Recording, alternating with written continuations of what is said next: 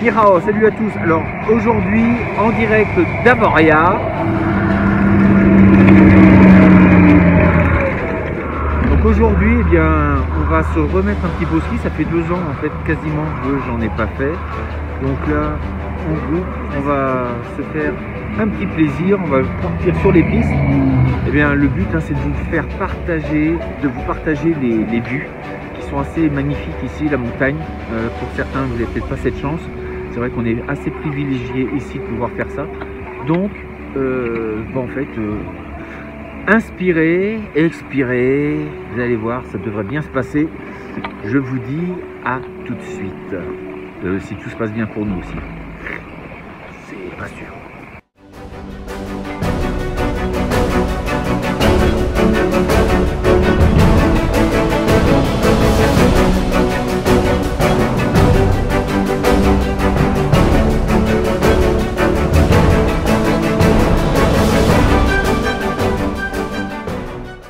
On voit beaucoup de gens souvent passer très vite sans regarder autour d'eux. En fait, on ne prend plus le temps de regarder ce qui nous entoure.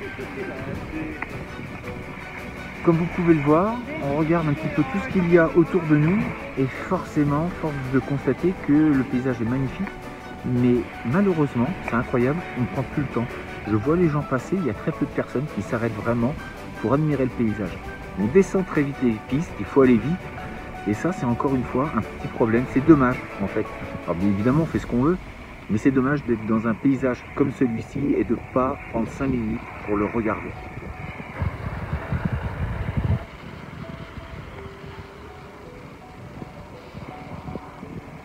S'inspirer, prendre de bonnes respirations, se ressourcer. Voilà ce que c'est aussi de lier un petit peu une activité physique avec, on va dire, une philosophie de vie, prendre plaisir aux endroits, pas forcément faire du hors-piste ou faire des choses parfois un peu inconscientes, mais en tout cas prendre plaisir dans les choses que l'on peut faire tous les jours. Donc comme vous pouvez le constater, le temps est magnifique, un peu de vent, mais le temps est splendide, ça reste vraiment un plaisir énorme. Et j'espère que vous pourrez bien vous rendre compte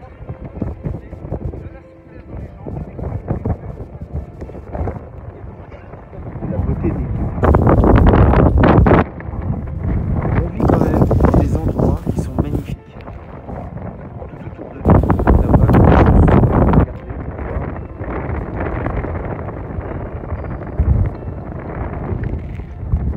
sans rentrer dans des schémas particuliers, simplement essayer de rentrer en connexion un petit peu avec ces paysages, se faire du bien, ressentir les choses.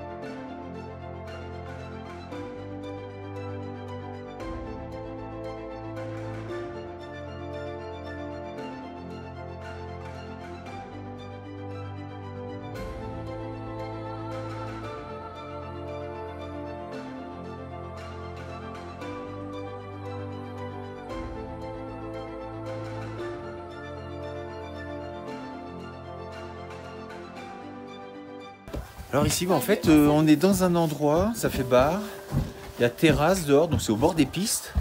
Et vous avez donc la possibilité, comme vous venez de le voir, de dormir carrément ici. Donc, expérience plutôt sympa à faire. Vous avez votre amoureuse, vous venez passer une petite nuit dans un igloo. Sans le capitaine igloo, mais c'est bien. Voilà.